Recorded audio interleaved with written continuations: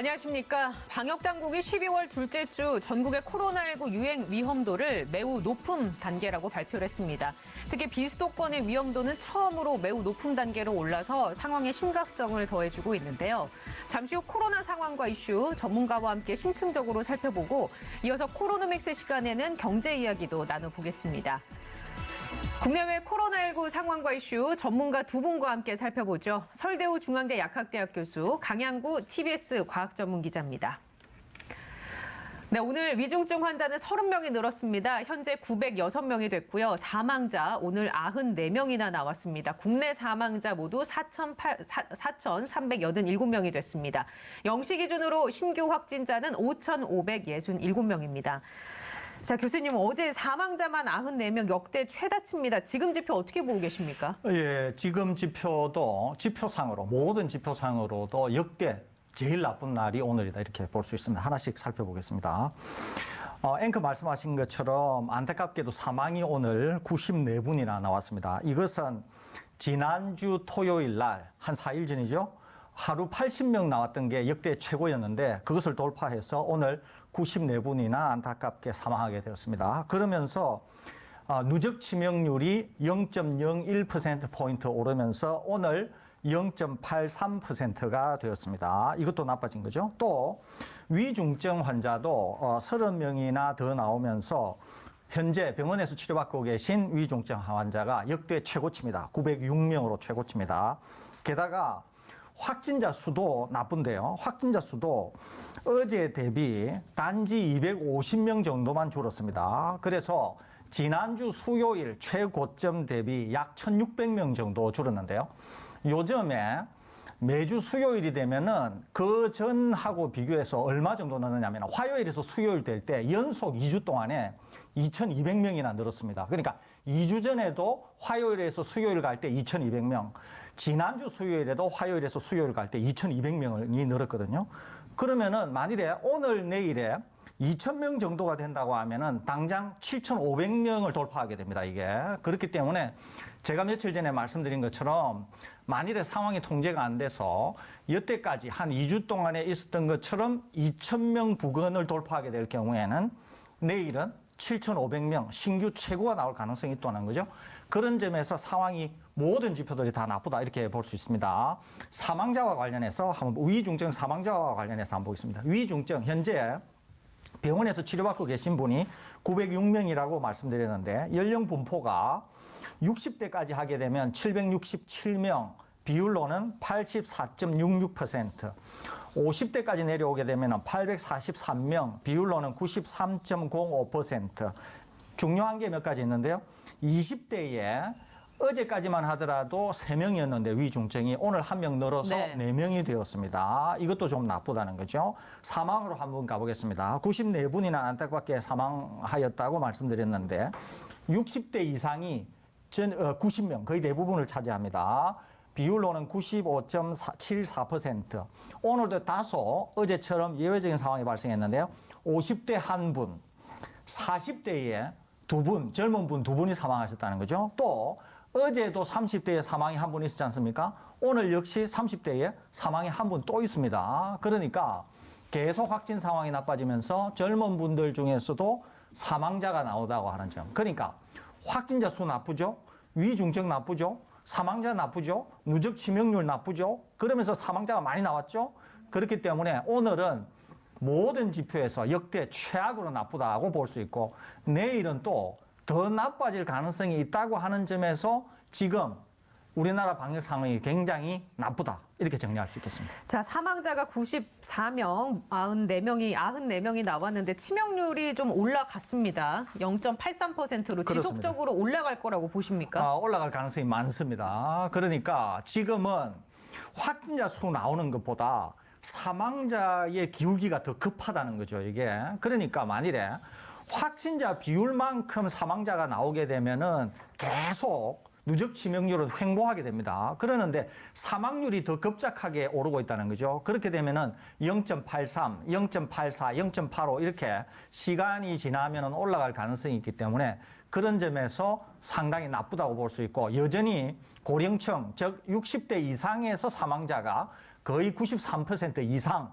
발생하고 있기 때문에 예. 여전히 위험한 층은 고령층이다 이렇게 볼 수 있겠습니다. 그 사망자가 94명이나 늘었는데 위중증 환자도 더불어서 30명이나 늘었다는 게 앞으로의 상황이 정말 어렵겠다라고 보여주는 지표가 아닐까 싶은데요. 지금 백신 접종 현황은 어떻습니까? 네, 1차 접종, 2차 접종은 그렇게 빠른 속도로 늘어나지 않고 있고요. 계속해서 강조해 드렸던 대로 예. 이제 3차 접종이 굉장히 중요한 시점인데 3차 접종은 지금 매일매일 굉장히 빠른 속도로 증가하고 있습니다. 다행스럽게도 어제도 76만 명 정도가 3차 접종을 마무리해서 현재 711만 9천여 명 정도가 3차 접종을 했고요. 인구 대비 13.9%가 3차 접종을 마무리했고 여기서 특히 이제 중요한 게 60대 이상 고령층의 3차 접종인데요. 고령층 같은 경우에는 전체의 3분의 1 정도, 그러니까 30% 정도가 3차 접종에 동참을 하신 것으로 지금 확인이 예. 되고 있습니다. 이제 어제 늘어난 75만 9,587명 중에 한 명이 접니다. 네, 어제 부스터샷 맞으셨잖아요. 네, 어제 어떻습니까? 화이자로 예. 3차 부스터샷 맞아서 저는 1차 아스트라제네카, 2차 화이자 교차 접종, 그리고 이제 3차 화이자 접종했는데요. 뭐 1차, 2차 때도 저는 큰 이상 반응이 없었거든요. 근데 3차 접종도 큰 이상 반응 없이 넘어갈 것 같습니다. 지금 딱 백신 접종한 지 24시간째 되는 상황이라서 약간 열감이 좀 올라오고 있기는 합니다. 예. 그런데 그건 자연스러운 면역 반응이고 그 외에 기타 팔이 약간 부은 거 빼놓고는 특별한 이상 반응은 없는 상황입니다. 알겠습니다. 자, 어제 방역당국이 12월 2주차 주간 위험도 평가 결과를 발표를 했습니다. 결과를 하나하나씩 좀 짚어보도록 하죠. 어떻게 나왔습니까, 결과? 네, 일단은 그러니까 전국이 3주째 지금 매우 높은 단계인데요. 예. 이 수도권과 비수도권을 좀 구분해가지고 설명을 해드리겠습니다. 이 수도권 같은 경우에는 4주 연속 매우 높음이었습니다. 그러니까 이제 심각한 상황이고요. 그리고 비수도권 같은 경우는 4주 전만 하더라도 수도권보다는 약간 상황이 좋았었어요. 예. 그런데 이제 지금은 비수도권도 3주째 매우 높음을 유지하고 있어서 상당히 지금 위험도가 수도권에서 지금 전국적으로 지금 확산하고 있는 모습이라고 생각을 하시면 될 것으로 보입니다. 예. 사망자에 좀 초점을 맞춰서 자세하게 얘기를 나눠보고자 하는데 사망자 현황은 어떻습니까? 네, 이제 몇 차례 우리 코로나 특보 댓글에서도 이제 몇몇 분들이 정확한 데이터를 가지고 좀 이야기를 해달라고 요청을 하셨습니다. 근데 사실은 계속해서 방역 당국이 매주 데이터를 가지고 이야기를 했었거든요. 네. 그리고 그 데이터를 받아가지고 설교 교수님이나 저도 설명을 했었는데 믿지를 않으신 거죠. 그러니까 데이터를 들이대면 뭐 합니까? 믿지를 않으시는데 이제 그래서 다시 한번 이 차근차근 설명을 해드리겠습니다. 최근 5주간 사망자가 몇 명이 나왔냐면 최근 5주간 사망자가 1,254명입니다. 최근 5주간 사망자가 1,254명이에요. 자, 그런데 알다시피 18세 이상의 백신 접종 대상자를 포함한 전 국민 대비 지금 백신 접종률이 80% 정도 되고요. 예. 그리고 18세 이상은 90% 정도가 지금 백신 접종을 마무리한 상황입니다. 이 1차, 2차까지. 자, 그렇다면은 성인들의 경우에는 10명 중에 9명은 지금 백신 접종자예요. 자, 그런데 사망자는 이제 어떻게 나왔는지를 살펴보겠습니다. 사망자는 백신을 접종하지 않으신 분들과 1차 접종자, 그러니까 백신 접종을 마무리하지 않으신 분들이 한 절반 정도가 사망자가 나왔습니다. 최근 5주간의 사망자를 보면은. 자, 그리고 2차까지 접종하신 분들 중에서도 안타깝게도 사망자가 있는데 46%가 사망자가 있고요. 그리고 3차 접종자는 2.4%입니다. 여기서 이제 강조드리고 싶은 것은 무엇이냐면 제가 설명을 드리면서 이제 전제를 했듯이 지금 백신 접종자가 성인만 놓고 보면 10명 중에 9명이란 말이에요. 10명 중에 9명이 백신을 접종했는데 사망자는 정반대라는 거죠. 그러니까 저 지금 방금 보여드린 도표만 봤을 때 일반인 분들은 어떤 착각을 할 수 있냐면 사망자인데 절반이 백신 1차와 미접종자 그리고 절반이 2차 접종자 이렇게 된다라고 하면 백신이 효과 없는 거 아니라라고 그러니까 착각을 하실 수가 있는데 이거 착각인 거잖아요, 완전 교수님. 착각이죠. 예. 자, 다시 설명드리겠습니다. 데이터에 대해서 좀 예, 제가 좀 맥락을, 설명을 드리겠습니다. 예를 설명해 들면은 주시죠. 지금 백신 미접종하고 1차 접종자를 그냥 50으로 보고요. 그다음에 2차 접종하고 3차 접종자 사망자를 그냥 50으로 봐도 예. 되잖아요. 50대 50이라고 봐도 되잖아요. 그러는데 지금 백신 접종한 분은 비율로 9배가 많거든요. 그런데 만일에 백신이 물백신 아무 효과가 없다고 해보겠습니다. 그러면은 만일에 100명이라고 하면은 50명이 미접종자고 50명이 접종자 중에서 사망자가 나왔다는 거 아니에요? 그러면 원래 어떻게 돼야 되냐면은 숫자가 이미 9배나 많기 때문에 백신 접종한 분들은 450명이 나와야 돼요. 사실은 450명이. 그러면은 백신 미접종자에서 50명 나오고 백신 접종하신 분에는 450명이 나와야 되는데 실질적으로는 50명이 나온다는 예. 거잖아요. 그러니까 400명만큼을 백신이 실제로 막아주고 있다. 이렇게 볼 수 있는 거죠. 그러니까 설대 교수님께서 방금 정확하게 말씀을 하셨는데 백신을 접종하지 않았으면은 추가적으로 400명 정도가 더 사망할 걸 지금 막아주고 있다라는 이야기거든요. 자, 60대 이상을 놓고 보면은 똑같은 상황입니다. 지난 5주간 60대 이상의 사망자 현황을 봐도 백신 미접종자와 1차 접종자가 절반 정도가 차지하고 있고요. 그리고 2차 접종자나 3차 접종자가 절반 정도를 차지하고 있습니다. 이제 똑같은 패턴인데 이것도 마찬가지입니다. 60대 이상은 90% 이상이 다 백신 접종자예요. 그러니까 10명 중에 9명, 그러니까 100명 중에 90명이 백신을 접종하신 분들이란 말이죠. 그런데 지금 사망자만 놓고 보면은 그 백신 접종한 90명과 그리고 백신을 접종하지 않은 10명 사이에서 나오는 사망자의 숫자가 똑같다는 말이죠. 예. 그러니까 이 말은 무슨 말이냐면은 백신을 접종하지 않으셨으면 사망했을 많은 분들이 지금 백신 때문에 명확하게 보호를 받고 있다라는 것입니다. 지금 유튜브로 소리 아빠님께서 댓글을 주셨는데 TBS 말고도 다른 방송국에서도 이런 설명을 해주면 좋겠는데 이런 설명을 해주는 방송국이 많지 않다라는 의미로 댓글을 주셨습니다. 자, 그리고 이제 한 가지만 예. 이제 추가적으로 설명을 드리겠습니다. 아, 그럼 여기서 이제 이렇게 추가적인 의문을 가지실 분들이 있으실 겁니다. 아, 그런데 백신을 접종하신 분들 중에서도 저 정도면은 그래도 사망자가 좀 많은 것 아니냐라는 의문을 가지실 분들이 있을 것 같아요. 자, 이제 이것을 설명할 수 있는 데이터가 추가적인 데이터가 있습니다. 지난 2주간 사망자가 401명이에요. 예. 지난 2주간 사망자가 401명인데 그 401명 중에는 백신 접종자도 포함되어 있고 백신 미접종자도 포함되어 있습니다. 자, 그런데 자 보시면은 기저질환자들이 90% 정도를 차지하고 있습니다. 자, 그 말은 무슨 말이냐면 백신 접종 안 하신 분들, 백신 접종을 하신 분들 중에서 사망하신 분들의 대부분은 다 어떤 분들이냐면은 기저질환을 가지고 있어가지고 몸의 면역 상태가 굉장히 약한 분들의 가능성이 이제 높다라는 걸 이야기해주는 방증인 거죠. 자, 교수님 여기에서 또 이런 질문 하시는 분들 계실지도 모르겠습니다. 사망자 현황이 3차 접종자가 2.4% 정도 나왔잖아요.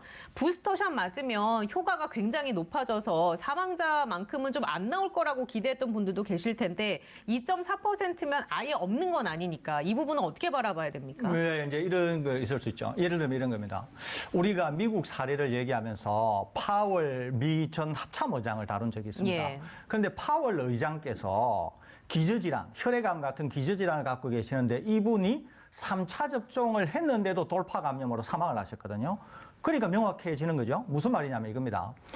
아주 고령층이거나 또는 기저질환이 굉장히 심각한 분들은 부스터 샷을 반드시 맞아야 되는데 맞는 분들 중에서 아주 극소수, 아주 적은 극소수 분들은 면역이 잘 형성이 안 돼서 부스터 샷을 맞더라도 희생이 될 수 있다는 거예요. 그러는데 좀 전에 말씀드린 것처럼 오히려 이분들은 부스터 샷을 맞으셔야 그나마 보호가 되지만 그중에 아주 극소수, 지금 2.4%잖아요. 아주 적은 분들은 그럼에도 불구하고 파월 미 합참의장 같이 희생이 되는 분들도 있을 수 있다는 거예요. 다시 그럼에도 불구하고 이분들은 백신 접종을 하셔야 훨씬 더 보호가 될 가능성이 높기 때문에 오히려 이분들은 2.4%와 같이 부스터 샷을 맞아도 사망한다. 이렇게 볼 게 아니라 이분들은 오히려 백신을 접종해야 훨씬 많은 분들이 더 보호가 된다고 하는 점 제가 말씀드립니다. 자, 이 방송 보시는 시청자분들께서도 이제 고령층의 어르신들을 돌보시는 분들 같은 경우에는 충분히 공감과 이해가 되는 대목이라고 생각이 됩니다. 왜냐하면 오늘 신규 사망자 중 안타깝게 신규 사망하신 분들 중에서 94분이 계시는데 94분 중에서 80세 이상이 44분이에요. 근데 이 80세 이상의 44분 중에는 두 가지 케이스가 있습니다. 어떤 케이스가 있냐면 건강하신 분들이에요. 건강하신 분들이라서 아마 백신을 제대로 접종을 하셨으면은 코로나19 바이러스에 감염이 되었다고 하더라도 충분히 버텨내신 다음에 사랑하는 가족들과 1년, 2년, 3년, 5년, 10년 동안 더 지내실 수 있을 만한 가능성이 있으셨던 분들도 포함되어 있고요. 이분들 중에는 이런 분들도 있습니다.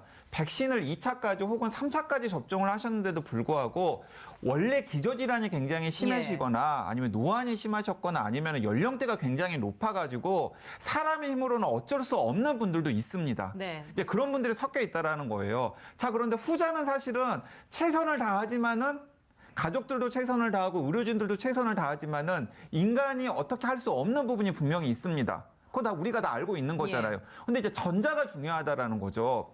백신을 접종을 하셨더라면 분명히 1년, 2년, 3년, 5년 더 가족들, 사랑하는 가족들 옆에 계실 수 있었던 분들인데 백신을 접종하지 않으셔가지고 코로나 바이러스 때문에 목숨을 잃으시는 분들이 있다라는 겁니다. 그러니까 이런 분들을 좀 최소화한으로 해야 된다라는 게 지금 백신 접종의 필요성인 거죠. 예, 그래서 부스터샷에 대한 강조를 저희가 계속 드리고 있는데 유튜브로 초롱님께서 부스터샷 간격이 3개월로 단축이 됐는데 이 부분은 괜찮을까요? 라고 질문 주셨거든요. 예, 이것은 최근에 이제 연구 결과에 의한 겁니다. 최근에 이제 백신 접종과 부스터샷 이런 것들을 전 세계가 하면서 이제 항체가라든지 그 이외의 여러 가지를 조사를 해봤습니다.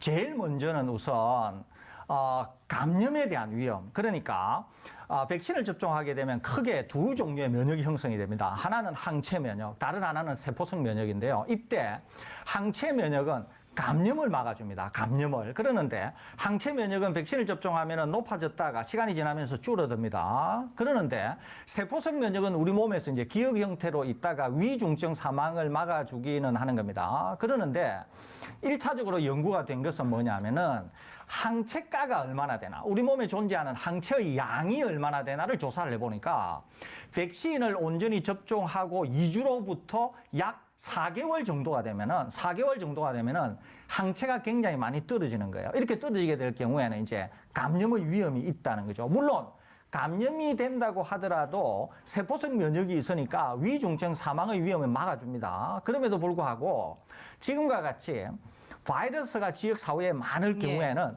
전파 확산을 막는 것도 중요하잖아요. 이렇기 때문에 이제 얼마로 할 건가를 생각을 한 거죠. 그래서 원래는 6개월 하다가 4개월로 줄었다가 또 3개월로 줄이게 되었습니다. 이렇게 3개월을 줄이게 되면 어떻게 되냐면 백신을 접종하게 되면 항체가 아주 높다가 쭉 줄어들다가 3개월째 정도 되면 항체가 어느 정도 남아있는데 부스터샷을 하게 되면 항체가 더 높아집니다. 원래보다 더 높아집니다, 이게.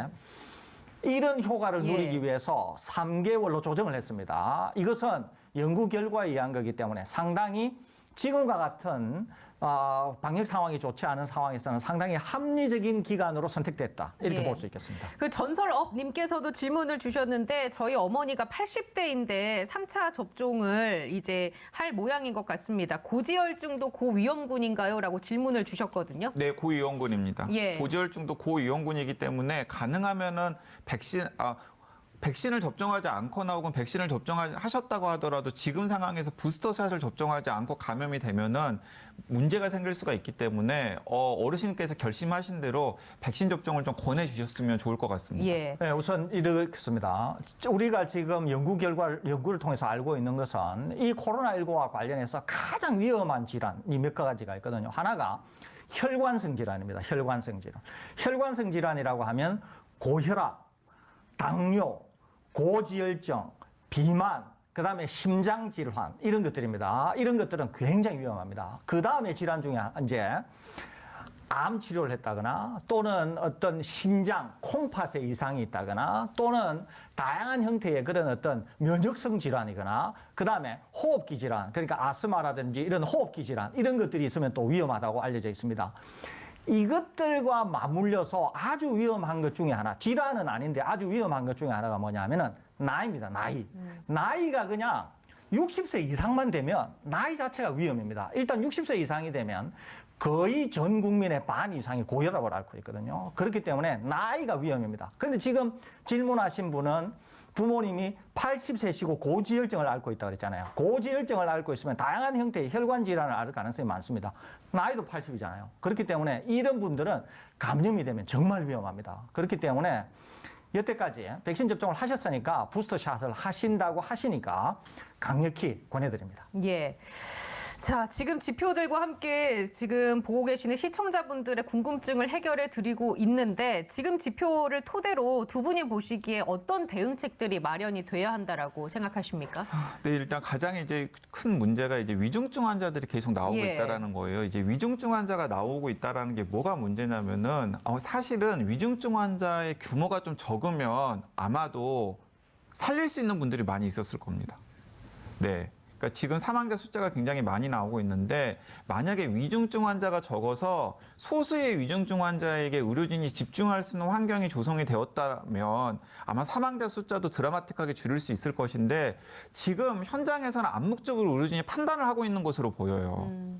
선택적인 치료를 네, 할 수밖에 선택적인 치료를 없는 하고 있는 거죠. 상황이군요. 그러니까 암묵적으로 현장에서 판단을 할 수밖에 없지 않습니까? 그러니까 이제 이분들 같은 경우에는 굉장히 적극적으로 치료를 했을 때 살릴 수 있다라는 판단이 드는 분들이 있고 의료진이 보기에 이분들은 뭐 여러 가지 여건들을 고려했을 때 적극적으로 판단을 해도 적극적으로 치료를 하더라도 버티시지 못할 것 같다라고 판단을 하는 경우가 있을 수 있겠습니다. 자, 그렇기 때문에 사망자가 나오는 경우도 한 케이스가 있고요. 또 다른 케이스는 무엇이냐면 어제 사망하신 분들 중에서도 그러니까 지난주에 사망하신 분들 중에서도 병원 문턱을 못 밟아보고 사망하신 분들이 또 꽤 예. 있었어요. 그러니까 그런 분들도 병원에 실려가가지고 의료진의 적극적인 치료를 받았다 그러면 아마도 생존하셨을 분들이 분명히 있었을 거거든요. 네. 근데 이제 이런 사례들이 계속해서 늘어나기 때문에 이제 문제가 되는 겁니다. 자, 그렇기 때문에 예. 이 위중증 환자를 어떻게든지 간에 줄여야 되는데 지금 상황에서는 위중증 환자를 줄이기 위해서는 결과적으로는 60대 이상의 고령자 확진자들을 줄여야 되거든요.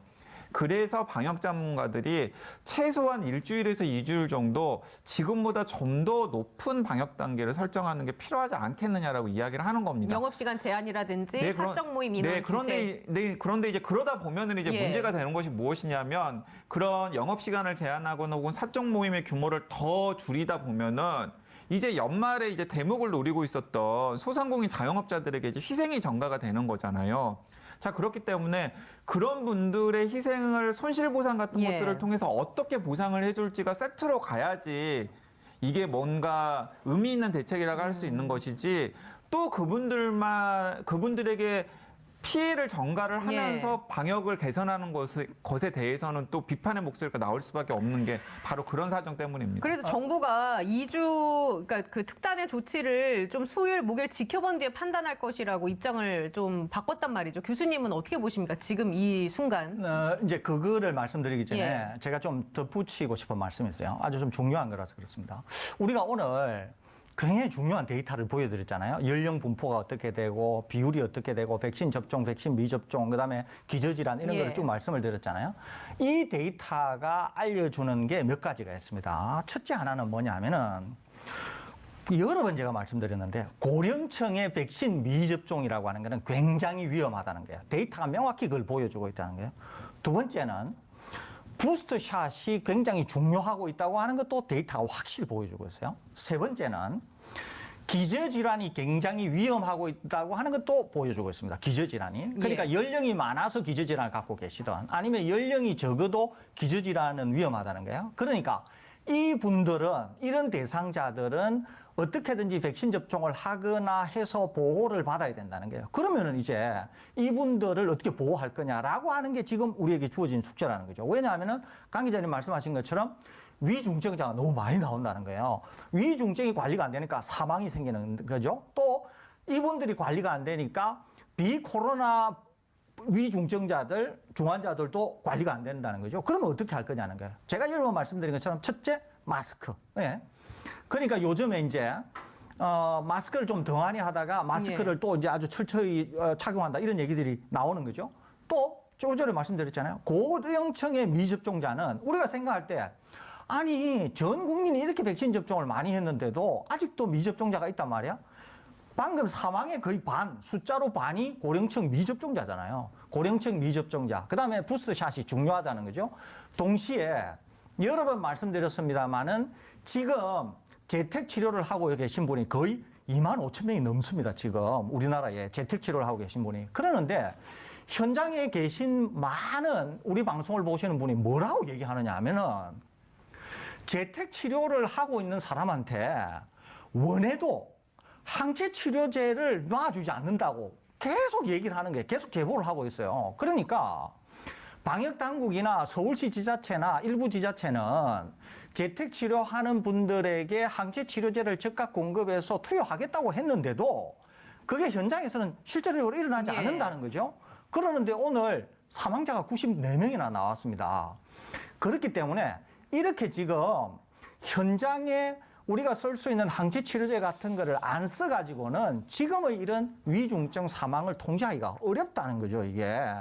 그렇기 때문에 바로 이런 점들이 확실히 데이터상으로 인지되고 또 현장에서 개선이 되어야 지금 앵커께서 물어보신 것처럼 지금의 이 상황을 그러면 어떻게 통제할 것이냐. 제가 말씀드린 대로 방금 이런 것들이 해결이 되어야 지금의 상황을 통제할 수 있을 것 같고요. 또 하나는 그러면 거리두기를 예. 우리가 손댄다고 해서 이게 어떻게 될까? 저는 약간 부정적인데요. 부정적인 이유가 있습니다. 몇 가지 이유가 있는데요. 첫째 하나는 이겁니다. 소상공인이나 자영업자가 오랫동안 희생을 해온 것은 사실입니다. 그렇지만 지금 이제 방역 상황이 나빠졌다고 해서 그러니까 단계적 일상 회복을 간 지가 우리가 한 달을 이제 좀 넘어서 거의 이제 6주 정도 되죠. 이게 6주 정도 되는데 지금의 상황에서 완전히 그러면 지금의 상황을 그만두고 예전의 거리두기로 가야 되느냐라고 하는 심각한 질문이 하나가 있을 수가 있어요. 두 번째는 뭐냐면 이겁니다. 그러면 옛날같이 강력한 거리두기를 갔을 때 과연 통제가 될 것이냐라고 하는 질문도 예. 있을 수 있다는 거죠. 왜 그러느냐 하면은 언제나 우리가 경험해 본 것처럼 완화된 상태에서 고삐를 조여가지고 옛날로 되돌린다고 하는 게 굉장히 어렵다는 거예요. 이게 기본적으로. 그러니까 완화가 되면은 계속 완화된 기조로 갈 가능성이 많거나 어떤 단계에서 고삐를 조아도 일단 완화된 상황에서 긴장이 이완이 되면은 다시 조이기가 어렵다는 거예요. 이게 예. 또 조인다고 하더라도 쉽게 돌아가기가 어렵다는 거예요. 이게 그렇기 때문에 그런 상황을 다 감안할 때 거리두기를 단지 강화한다고 지금의 상황을 통제할 수 있겠냐라고 하는 질문도 기본적으로 있다는 거죠. 이게 그렇기 때문에 그런 점에 있어서의 어려움 때문에 방역 당국이 섣불리 결정을 하지 못하는 게 아닌가 하는 생각이 듭니다. 자, 이제 정확하게 말씀을 드리면 방역 당국에서는 계속해서 거리두기를 원합니다. 거리두기를 원하는데 지금 최고 의사결정권자가 결심을 못 내리고 있는 상황이에요. 그러니까 이제 여러 언론 보도를 통해서도 확인이 되었듯이 그리고 이제 저도 취재를 통해서 확인이 되었듯이 어쨌든 간에 총리까지는 계속해서 건의를 하고 있어요. 근데 청와대에서 지금 방금 설 교수님께서 말씀하신 그런 요인들 때문에 결심을 못 하고 있는 상태가 현재의 상황입니다. 자, 그런데 이제 저는 이제 이런 고민이 드는 거예요. 이제 만약에 지금 상황을 일거에 해결할 수 있는 방법이 있습니다. 마치 포르투갈에서 했던 것처럼 군사작전 동원되듯이 60대 이상의 백신 미접종자들에게 백신 접종하고 그리고 60대 이상의 어르신들에게 3차 부스터샷을 일사불란하게 하는 거예요. 예. 자, 그러면은 지금 이 상황이 상당히 빠른 시간 안에 잡힐 수 있을 것입니다. 근데 우리나라는 그렇게 할 수 있는 나라가 아니잖아요. 그러니까 백신 미접종한 60대 이상의 어르신들에게 강제할 수 있는 방법이 사실은 없잖아요. 그리고 또 백신 접종을 그러니까 3차 백신 접종을 주저주저 하고 있는 어르신들에게 강제할 수 있는 방법도 지금 현재는 없습니다. 그리고 뭔지 그 이유는 잘 모르겠습니다만은 항체 치료제 같은 이미 손에 쥐고 있는 옵션조차도 현장에서는 지금 제대로 쓰여지지 않고 있는 상황이거든요. 그러니까 이런 상황에서는 사실은 그 효과가 포인트처럼 명확하지 않는다고 하더라도 거리두기 단계를 어떤 식으로든지 간에 이제 조일 수밖에 없다라는 게 이제 방역 전문가들의 인식인 거죠. 예. 근데 이제 방금 말씀하신 것처럼 설대 교수님께서 말씀하신 것처럼 그것마저도 사실은 제대로 될지 안 될지가 불확실한 영역이기 때문에 예. 지금 이제 우리가 지금 무엇인가를 하지 못하고 있는 상황입니다. 자, 그래서 저는 지금 특단의 조치를 하고 있잖아요. 근데 예. 이 특단의 조치에 저는 이런 거지는 포함되어야 한다고 생각합니다.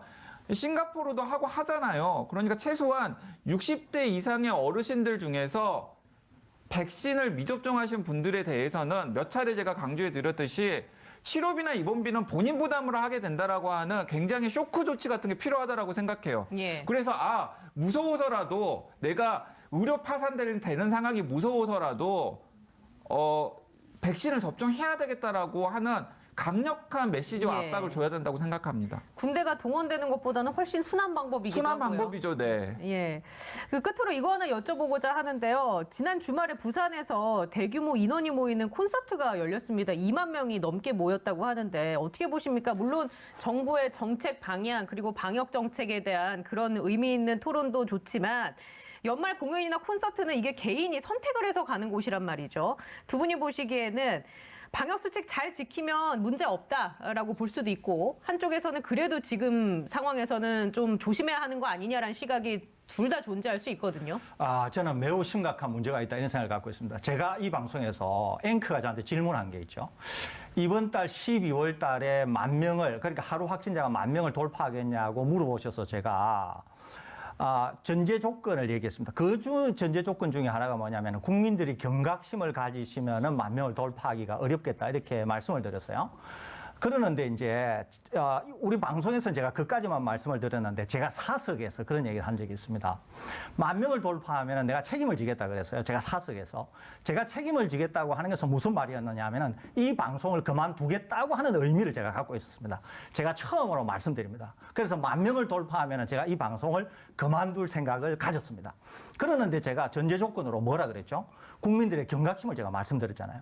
그런데 부산 이 상황은 무엇을 얘기하고 있냐면은 우리 자신, 그러니까 남을 얘기할 것도 없어요. 설대우 그냥 우리 자신을 얘기하는 겁니다. 우리 자신이 지금의 방역 상황이 이렇게 나쁘더라도 콘서트를 하게 되면은 2만 명, 3만 명씩 몰려가서 그 콘서트를 즐기는 지금의 상황이 되어서는 7,000명 또 10,000명을 돌파하네 어쩌네 하는 이 상황을 과연 통제할 수 있을 것인가? 라고 하는 생각이 있는 거죠. 그러니까 누구를 탓할 게 아니라 연말을 맞은 우리 한 사람 한 사람이 가지고 있는 경각심이 지금 그런 지경에 이르렀다는 거예요.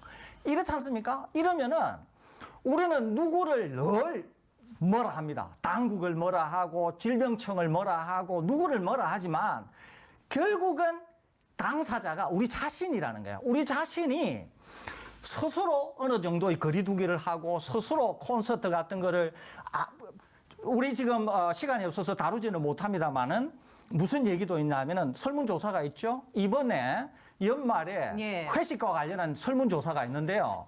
원래 예정했던 분들 중에서 반 이상이 회식을 그대로 강행한다는 거잖아요. 지금 보고 계시는데 모두 취소했다라는 답변이 17.9%밖에 되지 않습니다. 그러니까 취소했다고 하는 게 거의 20%가 채 안 돼요, 이게. 그러니까 계속 가겠다는 비율이 절반 정도가 되고 있다라는 얘기죠. 그러니까 연말에 잡았던 모임을 계속 하겠다는 거잖아요. 그러니까 제가 드리는 말씀은 우리가 이래 가지고는 지금의 상황을 통제하기는 힘들다니까요. 그러니까 누구를 탓할 게 아니라 우리 자신 스스로가 무언가 십시일반 지금의 상황에 대해서 협조하고 그런 생각이 있어야 통제가 되지. 그러지 않으면은 정말 어려운 구간, 이 겨울을 보낼 것이다라고 하는 생각을 저는 기본적으로 가지고 있습니다. 그러니까 이제 K-방역이 그동안의 성과를 보였던 것은 뭐 의료진의 헌신이라든지 아니면은 뭐 정은경 청장을 비롯한 방역 당국이 상당히 잘 대응했다는 여러 측면이 있지만은 기본적으로는 시민들이 굉장히 알아서 방역과 관련해서 여러 가지 대응을 잘해줬기 때문이거든요. 그런데 지금 많은 방역 전문가들이 지금의 상황을 굉장히 비관적으로 보는 이유는 뭐냐면 그 시민들의 참여라고 하는 중요한 동력이 뭔가 지금 흔들리고 있는 상황입니다. 그 흔들리고 있는 실상은 방금 설대우 교수님께서 말씀을 잘 해주셨고요. 그래서 이제 이 방향이 어떻게 가야 될지 잘 모르겠습니다, 진짜. 저희도 2년 정도 이제 계속 방송을 매일같이 해오고 있지만 참 매일매일 어렵다라는 말씀밖에 드릴 수가 없고 그래도 그 속에서 최선을 다해야 하기 때문에 저희도 열심히 하고 있고 물론 뭐 지금 현장에서 뛰고 계신 간호사분들, 의사분들도 애 많이 쓰시죠. 무엇보다 중요한 건 여러분의 참여니까 개인 방역 수칙 더 꼼꼼하게 잘 지켜주시고 부스터샷 꼭 맞아주시기 바랍니다. 자, 지금까지 서울대우 중앙대 약학대학 교수 강양구 TBS 과학전문기자였습니다. 고맙습니다.